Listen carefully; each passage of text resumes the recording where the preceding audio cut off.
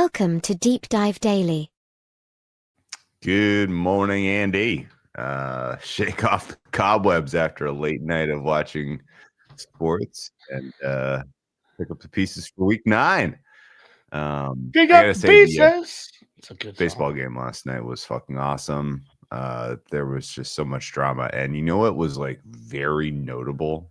I thought the tweaks that the baseball made to the rules of the game to like speed up the pitching, like there that would have been torture if it had been the old rules where things get Steps bloated. off 3 times, looks at the runner again, batter last steps time- out, 2.5 minutes between pitches. Yeah, no, exactly. We have a recent especially example. Yeah.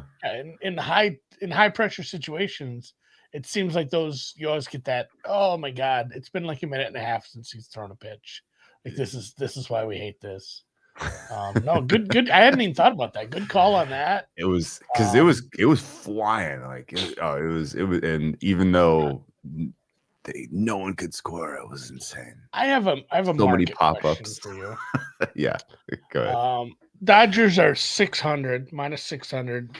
Ohtani Yeah. MVP is minus 400. I Yeah. get that Freddie Freeman hit a home run and other people exist, but shouldn't those numbers be about the same? Yeah. The guy went 4 for 4 with 5 walks. It's an obscene stat. Well, I was just going to ask you, like, how many of those were intentional? I didn't check. I think 5. All of them. Yeah. It got to the and that rule, my God, thank God. That's another great rule. Just point, anymore. It's just like, I remember, honestly, I was getting annoyed at Ohtani because he kept putting on all of his accoutrement, like all of like the armor to protect your elbow and ankle and knee and shin and stuff. He had kept taking those off. We had to wait for him to take them off to get on base every time he got intentionally walked, and it was. I remember the first time I played slow pitch softball.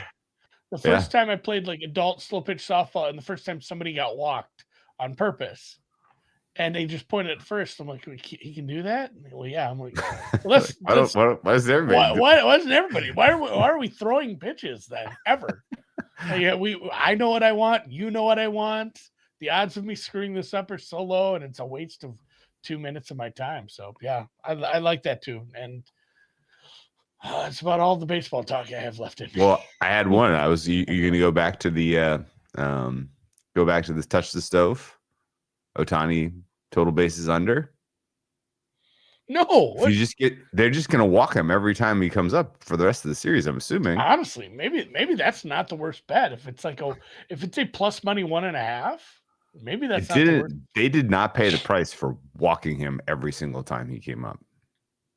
Well, it's better than the other, hitting it into the hitting it out of the ravine. Hitting it out of the yeah. Is worse. All right, anyway. NFL. Yeah. Baltimore is looking like they're not lying this time. They're out to 7.5 in the Thursday night game, cresting over the touchdown mark. That kind of checks out. We'll get into some injuries later, but Miami is starting to get banged up again. The Bears are out to 2.5. This was a 1 look at, open higher, now getting bet out to 2.5, despite the Bears being pretty beat up on defense as well. This one was maybe a little surprising to me. I get that you're not playing a very good team, but it's on the road, and a lot of respect for kind of a shitty team here against another shitty team. Yeah, if you do the ABC math on this is telling you that the Bears are 8 points better than the Jets. Yeah, it's all right. Probably not accurate. 9 points better. Okay. A little transitive property. God, of all the math I took, maybe my favorite was geometry. Like how just everything, the rules and like here's like I did enjoy that part of math. I think I just had a good teacher. Shout out, Mr. Brandt. San Francisco total is up to 49 facing the Giants. I don't know, hard to take away a lot from the last game that these two teams played, but I suppose if you were to have the kind of defense that makes the Houston offensive line looks serviceable, maybe the total should go up to 49. Kyle Shanahan was notably more optimistic about Brock Purdy than he was the last 2 weeks he was asked. Yeah. I don't think it it means that he think- goes, but Mac Jones is dealing with a knee contusion on top of the existing PCL condition he's playing through. It's very funny that we had two of the same situations going on where Vikings, Minnesota was forcing a battered Carson Wentz out there. And it feels like Niners are doing that to Mac Jones right now. Just like, get out there, buddy. No, and I know they're not allowed to say this, but it feels like if you asked KOC and he gave him truth serum why he kept playing Carson Wentz, it's the Dave Chappelle Kinko's ad. Cause fuck him, that's why.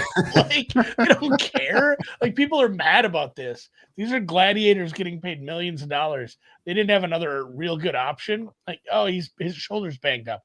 Is it his throwing shoulder? And then he just turns into the coach from Varsity Blues. Get him out there.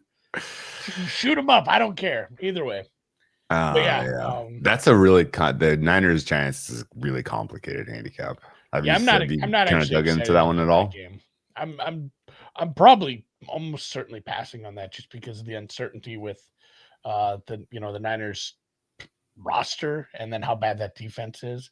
It'll be interesting though. That's and we might have weather. I need to look at. I haven't checked for weather yet, but that is in the New York. Meadowlands. It's New York. It's November. Notably, the Meadowlands is a notably significantly impacted place. Maybe number 2 on the map after the Browns. Cleveland, yeah. Indy Pitt. That total's starting to creep up just a little.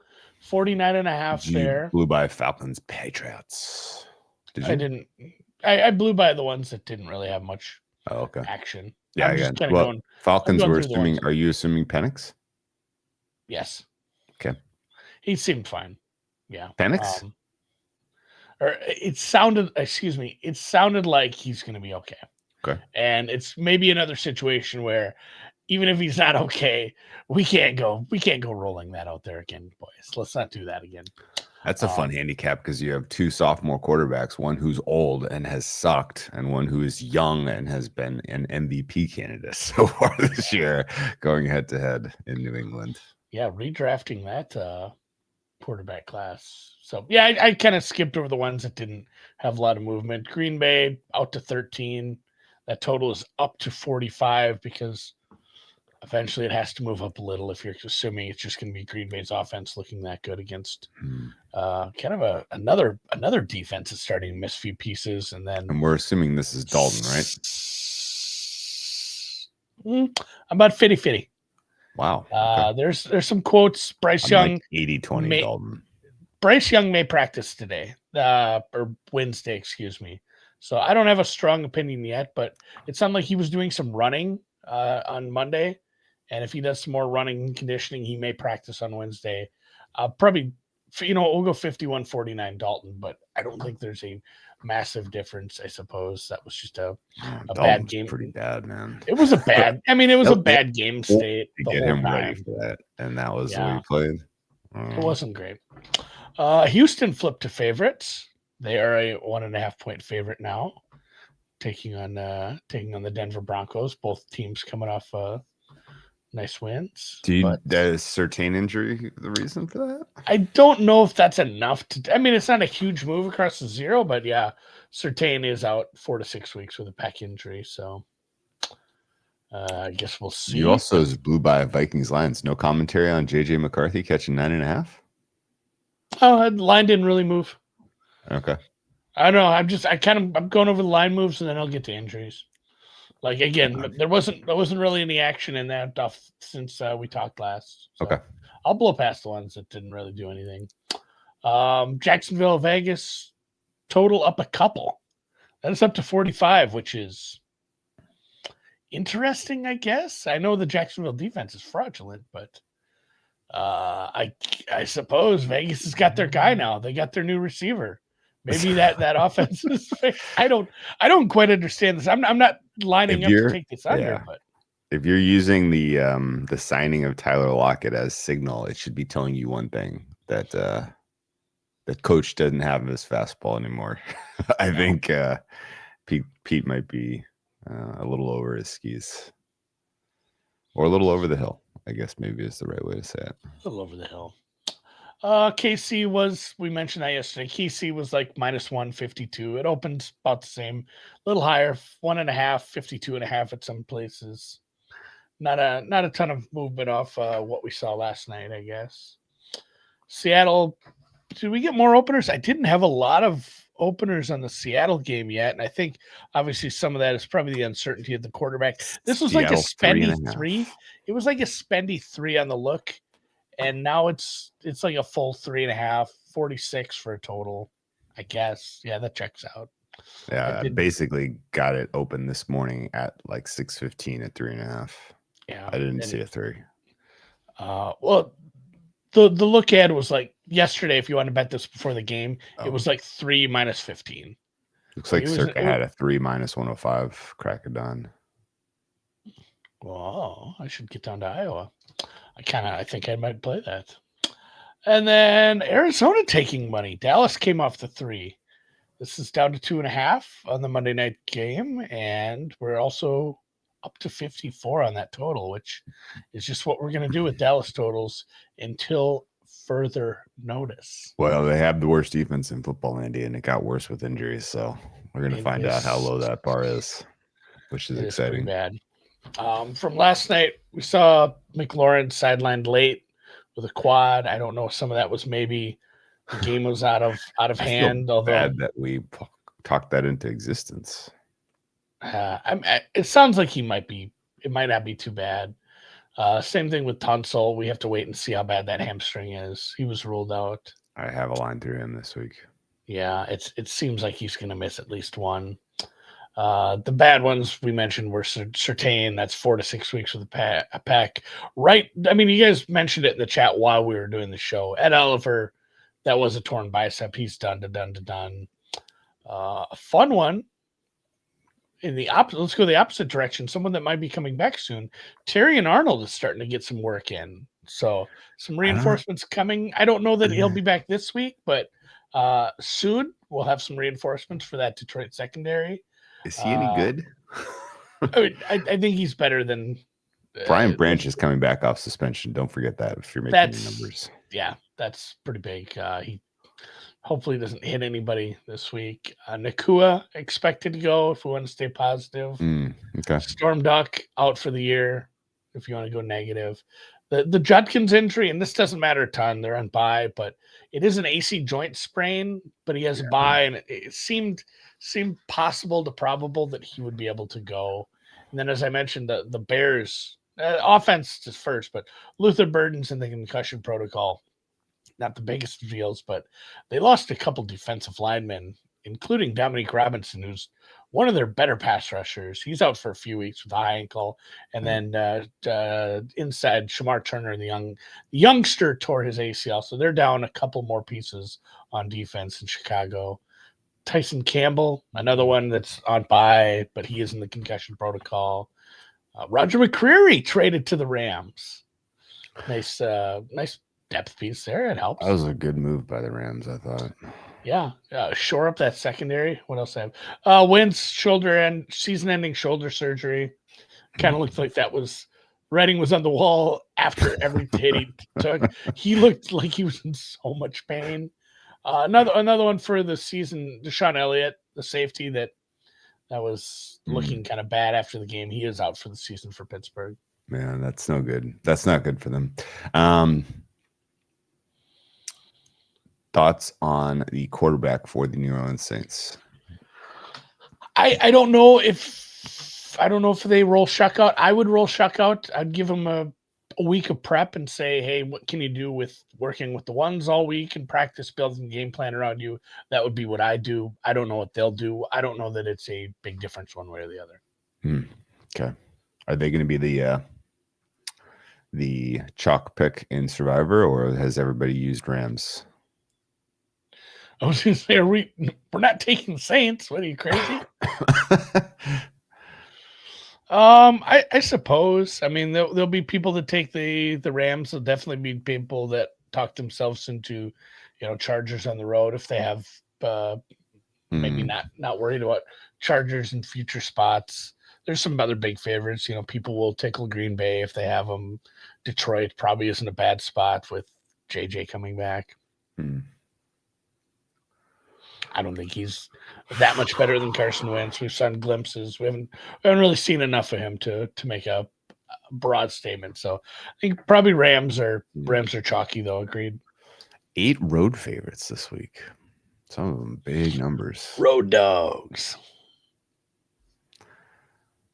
I guess I'm most surprised by the Denver-Houston flip. I didn't think Denver was going to take money necessarily, but I definitely didn't know that people were going to line up and be convinced themselves that the Texans offense is fixed because they played the worst pass rush in football, and now they play the best. I'm with you there. I was a little surprised too. And like you said, it was a bit fugazi, oh, hey, is the offensive line fixed? I don't think anyone's saying that, but the market is certainly saying this team is better right now. And it's just, that was a really good matchup for them to make it look like, CJ Stroud could do something. Because we saw, it's crazy. We saw the absolute both ends of the spectrum where he's not pressured at all. He looks pretty damn good. If he's pressured heavily, like Seattle did, he looks absolutely lost. He looks Dylan Gabriel-esque. And I think that's a little mean. That's a little mean to both men. But I mean, if I had to wager which end of the spectrum is this, I think it's a lot closer to the Seattle game. Maybe not full Seattle, but this is a pretty nasty pass rush. So I'm almost certainly going to take some Denver on the road here. My Denver pass rush number is 8.8. My Seattle pass rush number is 6.8. Denver is actually their pressure rate so far this year would be an all-time high over the last however long the NFL Pro database goes back. So presumably it will regress a bit, but they're getting pressure on 45% of opponent dropbacks, which is unbelievable. Yeah. They're my number one pass rush unit. They're a 9 for me. Seattle's over 8 though. I have Seattle very high. Okay. Staying interesting. I don't know why I'm low. Anyway. But in contrast, the Niners are a 2. So where do I have them? Yeah, not good. Who's my worst pass rush? The Niners are for me. Carolina is the second lowest at the 2.1. Yeah, Carolina is very, very low. All right, let's talk about ratings. That's a good transition. Yeah. The biggest gainer for me now. Are we talking diving? Yeah, exactly. Did you ever do gainer when you were a kid at the pool? I just saw as I was flipping through Netflix, I stopped to let it do the thing where it shows you the quick preview on Back to School, and they did they showed the triple Lindy. Triple Lindy. No, I did, of course. Biggest gainer though. It was Patriots and KC are tied for me. KC's defense got a big upgrade after yesterday. They're both pretty modest, though. What about you? Oh, let's see. Patriots are up to a 2.34 for me. I mean, I had to bump Arizona up because of the quarterback situation, so I don't know that counts.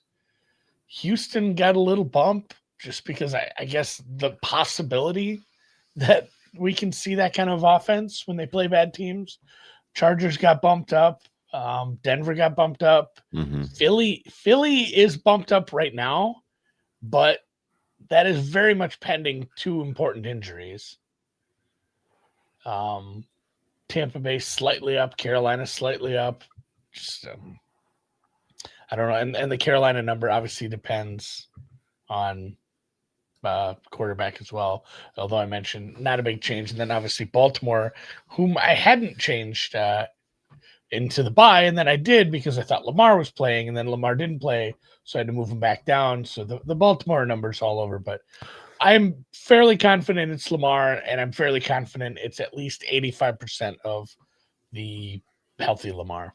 So what does that make your Baltimore number, like a +2, +3? 2.5, 2.5. Okay. roughly. Yeah, it's a hard team to rate because at the same time, it is still a pretty bad defense. I have their O The line. run stop's pretty low. The coverage hasn't been great. I know they've been hurt, and some of those guys have come back, and I have to grain of salt, but unadjusted for players coming back, it's like a bottom 5 defense. Yeah. If you look at the last couple weeks where they've been healthier, though, it's more like they're right at neutral. They're right at 50-50.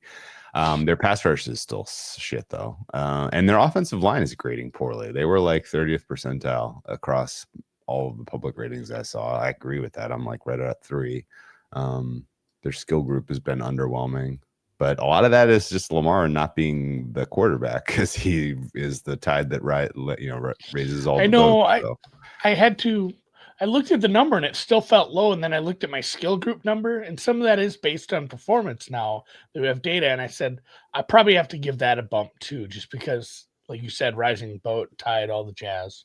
I kind of am fine if Baltimore does come back and look amazing in the regular season and not being part of whatever success they have betting them. Does that make sense? Yeah. I'm fine letting there be wild speculation as to how good they'll be and just kind of taking in the data and trying to price them correctly once we get to the playoffs, if they even are in the mix. Right now, I have them as the 13th best offense, 20th best defense, and I know I'm low, but I'm not going to bet against them. Colts number? I've been making my Colts numbers high. Are they a top 13 for you? They are not. Really? Because it's so tight up there. It's so tight. It's like I have Kansas City and Green Bay pretty close. Buffalo right there. Detroit and Indy, like it's a glob. Kansas City, Green Bay, Buffalo, Detroit, Indy is a glob. And I guess you could, excuse me, you could turn a knob here or there, and Indy's the second best team. But right now they're 5th. And, that's why we use ratings instead of rankings, because essentially they're T2. And, man, T1 almost. Like, Kansas City is right there. Obviously, we had to keep bumping that skill group up because they look awful good now with everybody back and healthy. Green Bay, despite their best efforts to put bad football on film when they turn it on, that's a really, really good offense, a really good defense. Buffalo didn't play a good team, but at the same time, they're starting to really come together on defense or offense. That defense stinks. Detroit, both sides of the ball, good. Indy, amazing efficiency right now offensively, but at the same time, they played a clunker. And then there's a little bit of a gap. And then you have the Rams, New England, Seattle, Denver, Philly, Baltimore kind of chunk there. Okay. We're pretty much in agreement here. I guess I'm a little low on Buffalo relative to you, it sounded like. I have them as the 20th best defense, which in my mind sounds high. Best. Yeah, I'm at really? I thought I was high. I'm 49th percentile D for them. So, and here's where maybe some of the disconnect is. I have them rated as my best offensive line. And I think some of that's Buffalo? Josh. Yeah, I don't know if that's – I'm going to have to go back and look at everything I'm using for that. I don't know if that's accurate. Denver's probably the best. Denver is – oh, no, I have Denver ahead of them. Never mind. Yeah, Denver – I think almost everything I've seen publicly has Denver number 1. Let me sort by offensive line. Miami bottom. Okay, Denver, Buffalo, 1 and 2. Denver, Buffalo, 1, 2. You know who's a riser in offensive line play right now? It's goddamn Bears. Really? Yeah. You know what? I'm seeing that as well. I'm at 62nd percentile for that. Yeah, I didn't think I know. They made moves in the offseason, and I think that's part of it was we talk about that with how important continuity and gelling as a group. It's such a group project playing offensive line. they made a lot of changes in the offseason, and I think it just took a little time to take, and it's playing Detroit pretty well right is now. surprisingly low. That's kind of keeping them in sort of that 4th, 5th slot tier for me instead of the elite tier. They're like 60th percentile as well, whereas last year they were like 90th percentile all year. Yeah, 59th for me. I have them below that's below some teams, which is I have so many offensive lines are just in the middle. There are 1, 2, 3, 4.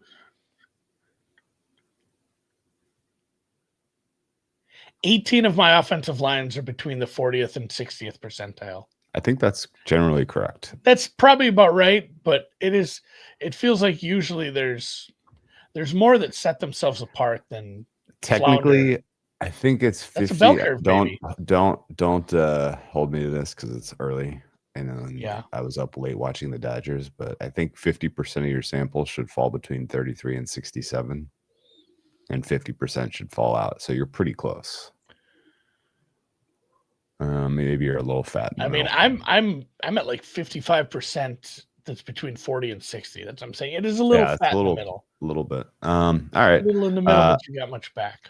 Okay. So we're pretty much in agreement here. I don't think any teams are warranting a +6 or better rating right now. It's funny. I have my top Casey, rating is a 5.8. Yeah, that's Casey. Yes. Okay. We agree. And Green Bay is right behind them for me, 5.7. Indy is right behind them for me, 5.54. Detroit is 4th, 5.16. And then I have Buffalo as 5th at 4.4. My rounding out my top 10 is Denver, Seattle, the Rams, that's a mistake. I have a bust somewhere. Were you about to say like Washington? No. The Patriots and the Eagles. My top 10: Kansas City, Green Bay, Buffalo, Detroit, Indy, as I mentioned, globbed, and then it is in the order. Number 6, the Los Angeles Rams, the New England Patriots, the Seattle Seahawks, the Denver Broncos, and the Philadelphia Phillies. Team Eagles. Philly got a bump for me last week. And again, grain of salt with their number, because if the Saquon injury is meaningful, obviously the offense takes a dive. If they Tank Bigsby looked great. What are you talking about? If we don't get AJ Brown back, takes a little dig. So sitting there waiting. Baltimore, Dallas, Tampa Bay Chargers are kind of sitting there waiting. Yeah, you know what makes your backup running back situation look real good? Playing the Giants. My goodness gracious, they had a tough time stopping the run on Sunday. All right, man. Just real quick whip around wins. Oh yeah, sure. I mean, the bottom is the Titans. Pathetic. Like my worst is the Saints right now. I'm close. They're both. It's Titans Saints because of Shucky. You have 4 starting rookies, right? The Jackson Dart is the only guy that's playing football. The other 3 guys are playing something else. Grab ass. Yeah. Dylan Gabriel is my lowest quarterback rating right now, and that is dragging the Browns down to 30th. Tennessee is 31. Saints are 32. What's my Saints number so bad for? Everything in this is going poorly for the Saints. Who's your all right? Your bottom 5 teams. Just don't tell me who they are, but your bottom 5 teams. Who is your best quarterback in the bottom 5?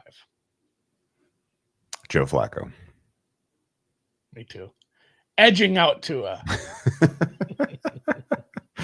Wow. Yeah, I have Flacco's. I have Flacco plus the play calling. Obviously, is part of the calculus. Just above Tua, and then the other 3 are Gabriel, Shuck, and Ward, which are like basically zeros.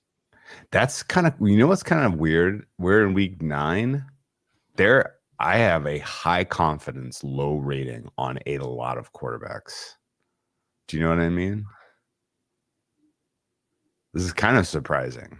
Yeah, my bottom 5 is this late in the season Orleans, to be this low on this many quarterbacks is surprising. Well, I mean, just outside of those 3 really shitty ones, Jets, Vegas, Minnesota, Carolina, Miami, Atlanta. Cincinnati, Atlanta, and then even into the middling group. I mean, the Giants give them a pass because it's a rookie, but Denver is a pretty low rating. Atlanta, Jacksonville.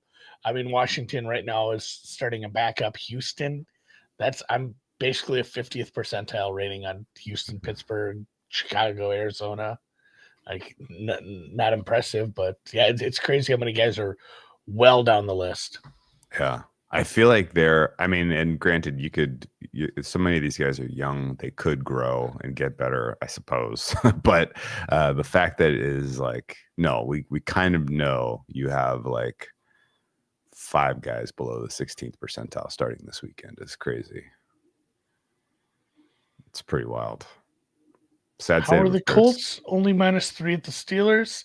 It's a good home field, obviously for the Steelers. We'll talk about that tomorrow. Yeah, I'm not that far off market. The ones I'm way off market right now are I can't get Jacksonville to that big of a favorite on the road at Vegas, both off the bye. Yes, I'm at 2.8. Yeah, as low as I am on Vegas, I'm also pretty low on Jacksonville.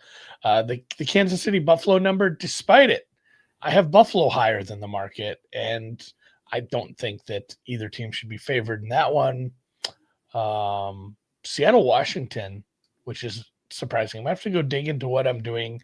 I think my Washington number needs some adjusting, obviously, for injuries and who plays at quarterback. But right now I'm thinking that Seattle is laying too much, which is surprising because Seattle's a team I've backed a couple times. I'm with you there. I can't get to 13 for Green Bay, but that's not something I'm running to the window to bet either. I'm at 11. Yeah, I'm like 10.8, but it's not a massive difference there. And then, are you really at 10.8? Are you really at 10.8? Yeah. I'm at 10.8 exactly. That's funny. Yeah, it's a good home field as well. So maybe round up to trade. My edges are narrow this week. The handful that are popping, I've already kind of written off as far. I'm not going to get involved there. Like I'm not taking the points with Tennessee. I'm not taking the points with the Dolphins. I know that's another one too. It says take the Dolphins. If I just look at my numbers and black box it, I don't think that's a viable strategy. Nope. They won their Super Bowl. Another one that's interesting. So here's the two real quick ones. I'm 100% betting Denver. I will be after this. Too. I will be price shopping. I will be going and getting the best Denver money line I can find. I agree. And then I'm probably going to bet Chicago. I'm not going to stop you. All right, I got Boogeyman. Okay, 9:30. See you guys. Nope, I tried to take it off the screen. My